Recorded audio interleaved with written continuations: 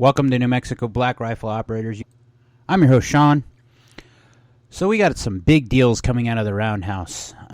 So Senate Joint Response, SJR 12, strips a preemptive clause out of the New Mexico Constitution. So basically what they're doing is we have the New Mexico Constitution, which basically reinforces the national Constitution and our Bill of Rights.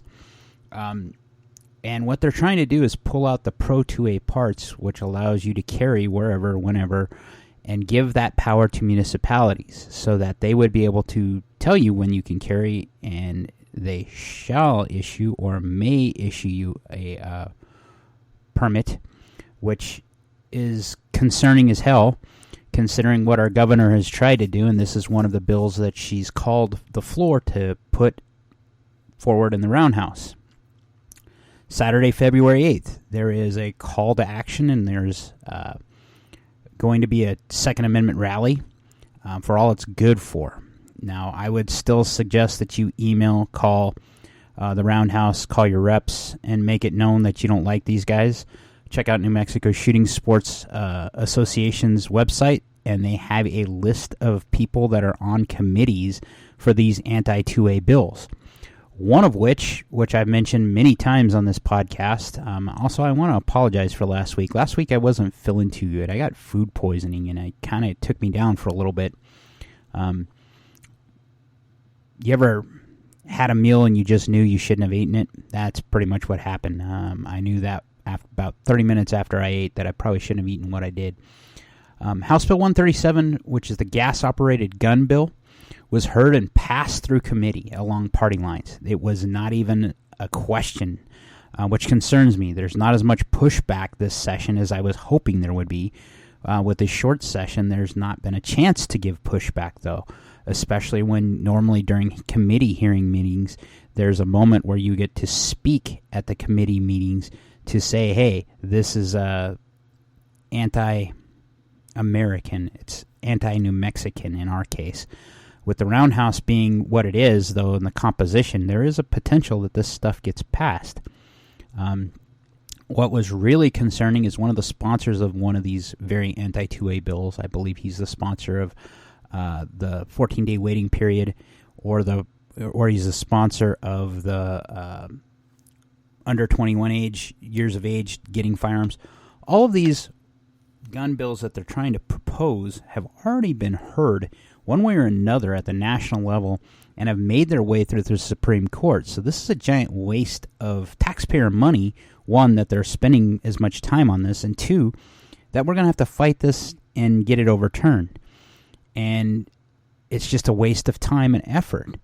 And where I think New Mexicans really are, because our governor seems to feel that we really want these bills in New Mexico, is that we're at the point where we're not going to listen anymore. House Bill 137 says that if you have a gun that was purchased before January of 2025, you are grandfathered in. You just have to register your firearm, which is illegal. Any registration by the government is illegal. It has been found illegal by the Congress of the country we live in. So any state that does this is breaking the law. And it's been proven time and time again nationally that they can't do this. But where I was going with Senator Joe Cervantes, he says that the Bruin decision, which has been out since June 23rd of 2020, is going to be overruled in this next 6 months. As this has been a cornerstone of 2A successes, the Bruin and the Heller decision, I don't see that happening. In fact, we have some good news with the Robondo case, which is the EPA case, which deals with Chevron deference. It looks very much like it's going to be ruled in our favor, or in the favor of the defendant, who's going to be able to say basically that the government needs to pound sand when it comes to Chevron deference. So these alphabet agencies will not have the ability to make law without going through Congress.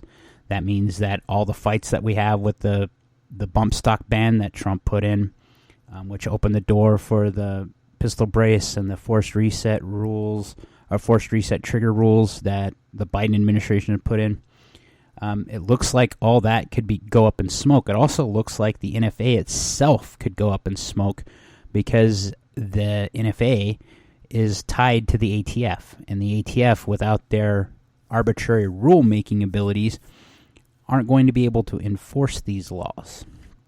Which begs the question that if our governor is trying to put laws on the books and there's no national appetite for this, and there is countless case law that is against them now, but they keep proceeding because they have to do something because that's what energizes their voter base, or at least they think it does.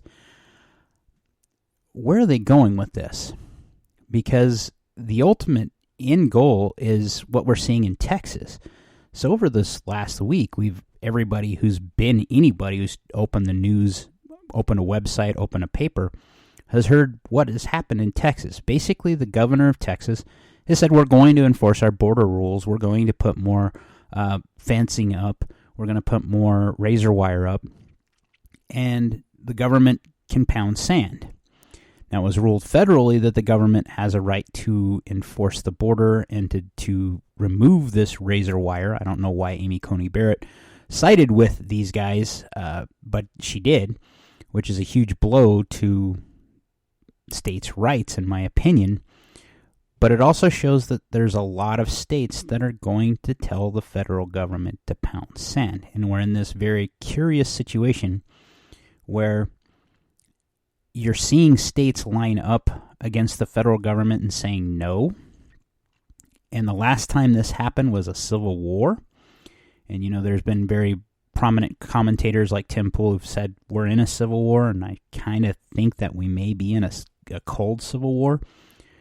But with this being a pressure point, I never thought that I would see actual states line up. I thought if we had a civil war, it'd be right against left and it'd be everywhere. But it actually looks like if there was a civil war, and this could spark one, depending upon the reaction of the federal government, because if the federal government comes in and enforces what they say they should by removing this stuff that the Texas state militia and themselves have put in place to kind of curb illegal migration into the United States, that overrules what the state wants. The state itself, the populace, the voters in Texas have been overrun, and parts of our country have been overrun. New Mexico has seen an influx of migrants, illegals. We've seen it for years, though, because we're a sanctuary state. And Texas was smart enough to bus people there so they could show that these other people, this is the kind of problems we're facing in Texas, or that they are facing in Texas. What's interesting is it's not been such a problem in New Mexico because we don't have a lot of economic activity. It's all back east, where these guys have, Chicago is a sanctuary city, New York is a sanctuary city, and both the mayors of both cities have said, hey, we're at fracture, we're about to break if we don't get something fixed. Can you imagine the 10 million people that have crossed the border illegally that Texas has had to personally deal with one way or another? And that's just the ones we kind of have an idea of. That number could be way higher because we actually don't know how many people have crossed the border illegally. And we don't know what kind of people they are. There is no security check. People are given phones when they cross the border and a $3,000 gift card and a court date of 3 years in the future. And they're told that they're supposed to report there. Why? Why would someone who's already perpetrating an illegal act, a criminal, go ahead and comply with the law when they didn't comply with the law to get here? There's a two-pronged problem here, is that we have an influx of illegals coming in, but we also have a problem on our side of the fence where it comes to legal migration. Legal migration has been that faucet was kind of shut off by Trump himself. And I understand that to a large degree because we have our own issues to deal with, and we only want certain types of people coming here. Not to say this has to do with race, but we do want people that are going to assimilate to our country. The problems we have in our country already is that people are disassociating themselves with the basic tenets of being an American citizen. It's being demonized to, wave the American flag. It's being demonized to say, hey, I'm going to stick to my rights, whether they're the First Amendment or the Second Amendment. That is what our government is doing to us right now. And our governor here seems to think that that's what New Mexicans want. And she's reinforced by that because people voted for her again. And the best thing you can do right now is to voice your opinion and to actually say no. And ultimately, I think what it's going to come down to is lawfare. And with lawfare, when they have that last bill and it's passed, the rate of compliance in New Mexico, I think, will be on par with what's happened in Illinois. And, that's less than 1% of all gun owners in Illinois have complied with the law. I suspect it'll be lower in New Mexico because less people care about the law that's going on, what's happening in the Roundhouse. Case in point is House Bill 7 that passed last time. This gave public schools the right to basically transition your kid and not inform the parent. And any public entity had that same ability. And it wasn't until this last, 6 months that I've seen more people pressed and actually go, hey, wait a minute, this passed last Roundhouse. Well, duh. There were people like you, like me and you, that have been tuned in to New Mexico Black Rifle Operators Union and who've been watching the bills in the Roundhouse because we want to see how fornicated they'll make it. And we've talked about it, and no one listened. We're a victim of being informed. That we can see the train coming our direction, see the lights on the railroad, and we're yelling and screaming to the populace, hey, and there's a great number of the people of New Mexico and the people of the United States itself that just don't care. What does that do for us that care about our country? Well, keep caring, keep pressing, keep pushing for that victory. But in the short term, we may just have to take a lesson from the left and just not comply. I've used this term before, this phrase before, that the cannabis industry became legal in the vast majority of the United States because people ignored the law. Maybe that's what it's going to have to take to get rid of the NFA, is that people just don't listen anymore. And that's a very dangerous precedent, because what happens when guys in uniform show up and they have no real authority anymore, and then they're in the wrong place at the wrong time? We're in a very volatile situation, and it boils down to cooler heads. I hope that we don't end up in a civil war, because if you look at what civil wars have done to other parts of the world, we don't need that here. We've set the stage in the United States with the globalization era ending to where we could actually do a very good job in New Mexico and the United States in general of being the beacon of hope for the rest of the world and helping them out. Instead, we're fighting about what bathroom people can use. We're fighting whether you should transition your kids. Let's be honest. Did you ever think that would be part of the discussion we're having in a political arena?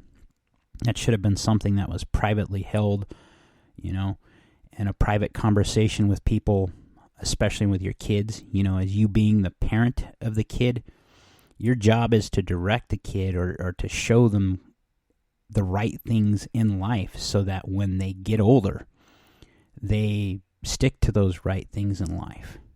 That's what we're called to do by God himself, is to be the shield and to love the kid, but to definitely put down the law and say, hey, there's some things I'm going to love you no matter what, but there's some things you need to understand are just wrong. Harming a kid a person for the rest of their life, I see no difference between that and what our government's doing with these laws that are trying to strip away rights. Why aren't there more people passionate about our rights as they are about their kids? It's simple, because your kids are right there, but your rights you don't see until they're stripped away.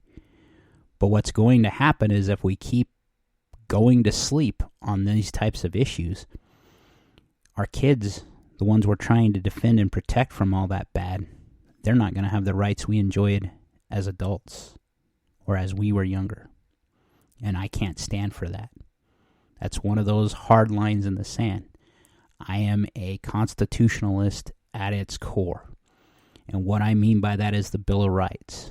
But I'm becoming more and more of an anarchist and realizing that that document probably never really guaranteed our rights.